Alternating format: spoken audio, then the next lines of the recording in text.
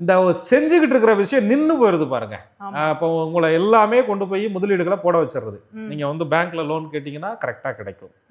Workers நீங்க போய் கேட்டீங்கன்னு சொன்னா நான் வந்துடுறேன், நீங்க எப்ப கம்பெனி ஆரம்பிப்பேன்னு சொல்லுங்க, நீங்க எப்ப வேலையை விட்டுட்டு வருவீங்கன்னு சொல்லுங்க, என் நிறுவனத்துல உங்களுக்கு நான் வந்து அப்படியே வேலை போட்டு கொடுப்பேன், நீங்க வந்தாலே என் கம்பெனி வந்து உச்சத்துக்கு வந்துடும், நீங்க தேவையில்லாம ஒரு இடத்துக்கு வேலை பார்த்து கொடுத்துட்டு இருக்கீங்க கம்மியான சம்பளத்துல அப்படின்னு சொல்ற மாதிரியும், எப்ப என்கிட்ட வருவீங்க அதுக்கு எல்லா வாய்ப்புகளையும் உங்களுக்கு உருவாக்கி தரேன் அப்படின்னு சொல்ற மாதிரியும், அல்லது ஏற்கனவே செஞ்சுக்கிட்டு இருக்கிற விஷயத்தை விரிவாக்கம் பண்ணுவதற்கான வாய்ப்புகளை கொடுக்குற பிரான்ச்சஸ் அது இதுன்னு சொல்லிட்டு வாய்ப்புகளை கொடுக்குற மாதிரியும் கேது கபட நாடகம் இட்டு நயவஞ்சக சூழ்ச்சியோடு உள்ள வருவார். அதற்கான ஆள் அம்பு சூழ்நிலைகளை உங்கள்கிட்ட உள்ள கொண்டுட்டு வருவார்.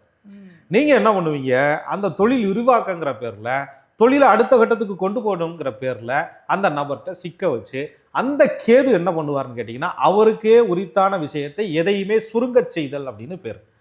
நீங்க டெவலப் பண்ண வேண்டிய விஷயம் எல்லாமே உங்க கண்ட்ரோலை மீறி உங்களை அறியாம அது அப்படியே கரைஞ்சுக்கிட்டே வரும். பேங்க் பேலன்ஸ் எங்கப்பா கரைஞ்சு போச்சு, வீட்டில் இருக்கிற பொருள் எங்கப்பா கரைஞ்சு போச்சு, எங்கப்பா நட்பு வட்டாரம் எங்கப்பா காணாம போச்சு, எங்கப்பா உறவினர்கள்லாம் எங்கப்பா காணாம போச்சு. ஒரு கட்டத்துல என்னை வந்து காசு இருக்கையில எல்லாரும் மதித்தார்கள், காசு இல்லைன்னொடனே ஒருத்தனை கூட காணாமடான்னு சொல்லி புலம்புறதெல்லாம் பார்த்துருக்கோம் இல்லையா.